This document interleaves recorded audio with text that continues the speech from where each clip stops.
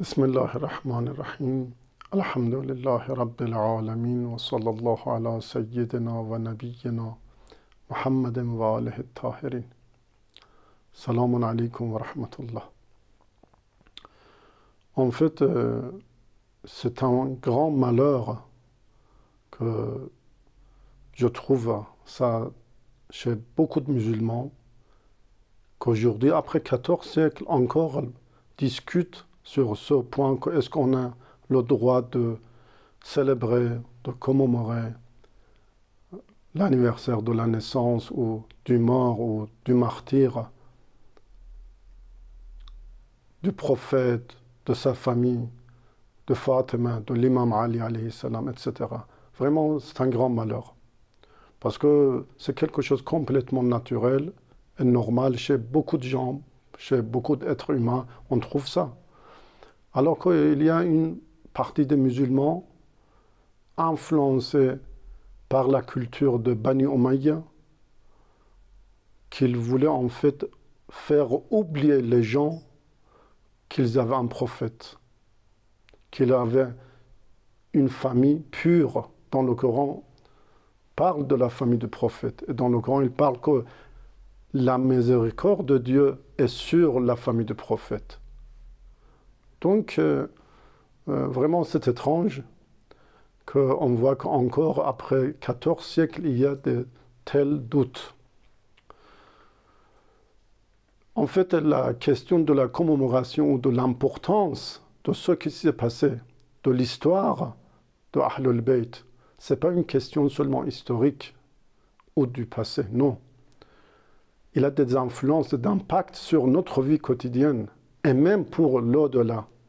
Parce que selon des hadiths, dans la tombe, on nous pose les questions. Man Rabbuk, qui est ton Seigneur? Qui est ton Dieu? Man Nabiyuk, qui est ton prophète? Et Man Imamuk, qui est ton imam? Donc si on parle sur les questions de l'imam, sur la question de l'anniversaire, sur la question de la célébration de ces gens-là, c'est en fait parce qu'on veut apprendre notre racine, notre passé, notre histoire, et on va apprendre les enseignements du prophète par les cérémonies de la commémoration, etc. Donc, Fatima al-Zahra, salamullah alayha, a donné toute sa vie. Il est tombé en martyr pour Velaya, pour Velayat Amir al-Mu'minin Ali ibn Abi Talib alayhi salam. Et on veut savoir vraiment ce qui s'est passé, c'est important. Parce qu'aujourd'hui, dans notre vie quotidienne, on parle des statuts légaux, des statuts de la jurisprudence.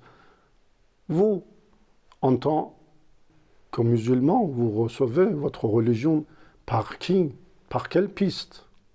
Vous avez toujours l'affaire avec les statuts légaux, statuts de la jurisprudence. Vous faites la prière, vous faites l'ablution, vous faites ghusl, vous faites zakat, vous payez le zakat, beaucoup de choses religieuses.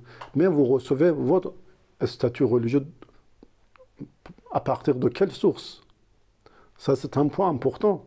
On doit connaître la légitimité de cette source-là, l'authenticité de cette source-là.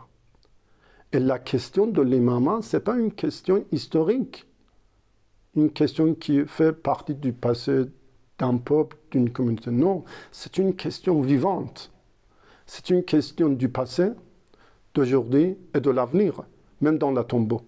C'est pourquoi on nous demande dans la tombe, Man imam, qui est ton imam?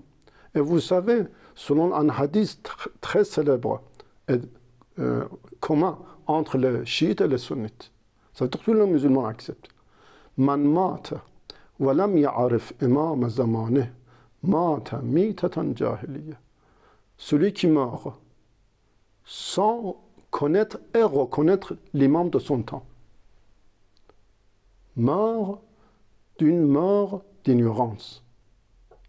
C'est-à-dire une mort comme un homme avant l'islam. Donc la question de l'imama, c'est une question vivante C'est une question de notre jour, parce que chaque jour, nous avons l'affaire avec cette question-là. Pourquoi je fais ma prière de telle façon? Je dois obéir à qui? Etc.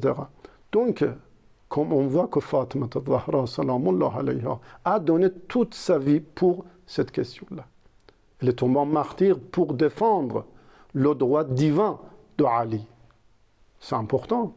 Si quelqu'un ne connaît pas vraiment la valeur et la personnalité de Fatima, de Ahlul Bayt, du prophète, au premier degré, c'est le prophète en fait. Si on ne connaît pas le prophète, on ne connaît pas vraiment les valeurs du prophète, on ne peut pas connaître notre religion.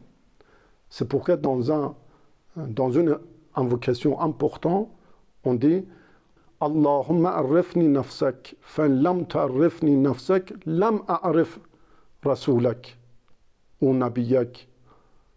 Oh mon Dieu, fais-moi connaître toi-même, car si je ne te connais pas, je ne peux pas connaître ton messager. Allahumma arifni rasoulak, fa lam ta'arifni rasoulak, lam a'arif hujjatak. Oh mon Dieu, fais-moi connaître ton messager, ton prophète. Si je ne connais pas ton prophète, je ne peux pas connaître ta preuve, c'est-à-dire l'imam. Allahumma arifni hujjatak, fa lam ta'arifni hujjatak, zalaltu an dini. Si je ne connais pas ta preuve, je perds ma religion. Je suis perdu, je serai égaré.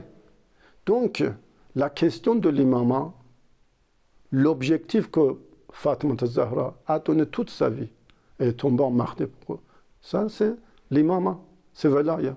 Donc, si on ne connaît pas vraiment Velaya, on va perdre notre religion.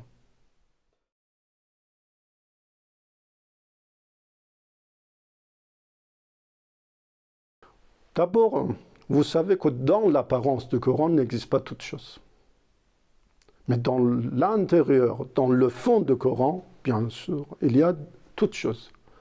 Le Coran explique toutes choses. Mais il a besoin d'une personne qui peut connaître l'apparence et l'intérieur du Coran. C'est l'imam en fait. C'est le prophète. Le prophète nous a enseigné.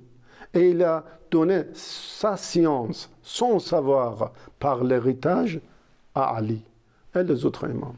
Donc, si on a l'accès à telle personnalité, on peut comprendre, on peut savoir tous les détails de la vie dans le Coran.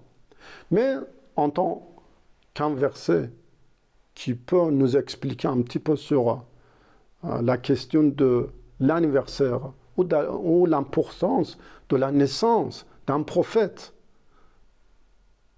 d'un saint en général, il y a des versets coraniques. Par exemple, dans le verset 15, Surat Maryam, Surat Marie, il y a deux versets qui parlent de la naissance et de la mort, et aussi de la résurrection des gens, de la part de Yahya, Jean en fait. Wassalamu alayhi, yawma wulida, wa yawma yamutu, wa yawma yub'athu hayya.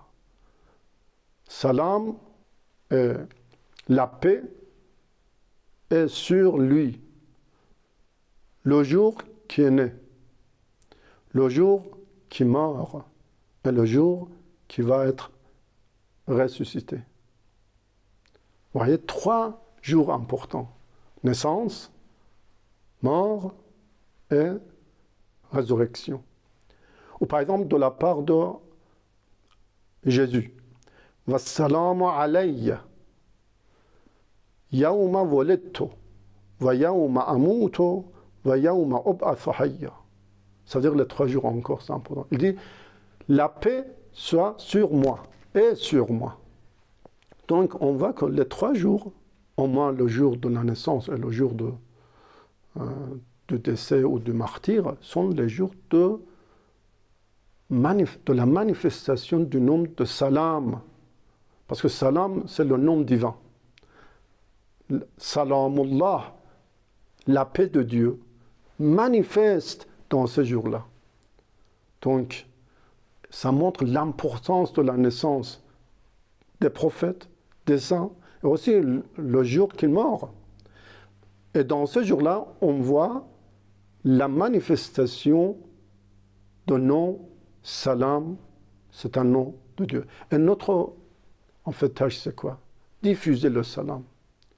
Vous savez, le prophète dans un hadith dit que la meilleure action des gens dans ce monde, d'ici dans notre monde, c'est Ifsha salam fil alam. Diffuser la paix et la salutation divine dans le monde. Et dans la commémoration, on fait la même chose.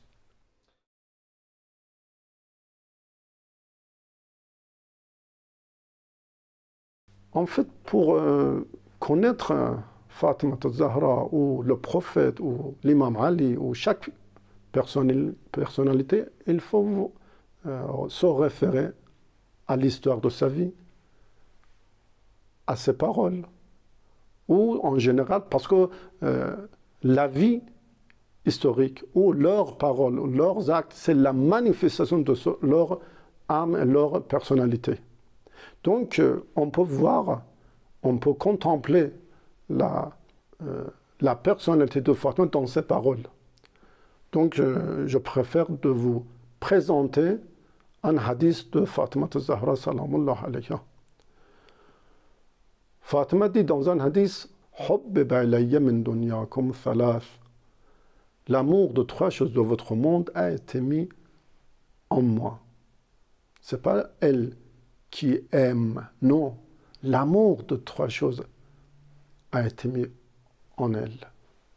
Talawatu kitabillah, la récitation du livre de Dieu, le Coran. Van nadaru fi wajhi rasulillah, regardez le visage du messager d'Allah, son père. Val infaq fi sabilillah, et la dépense dans le chemin d'Allah. En fait, je dois expliquer qu'est-ce que ça veut dire les trois et pourquoi ils sont tellement importants.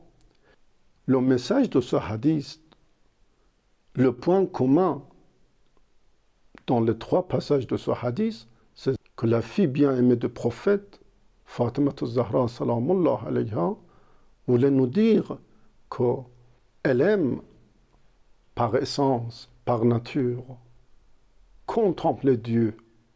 Et j'espère qu'on la suit dans cette pratique et d'essayer de contempler Dieu dans nos actes d'adoration, comme elle a contemplé les noms divins dans ses actes d'adoration.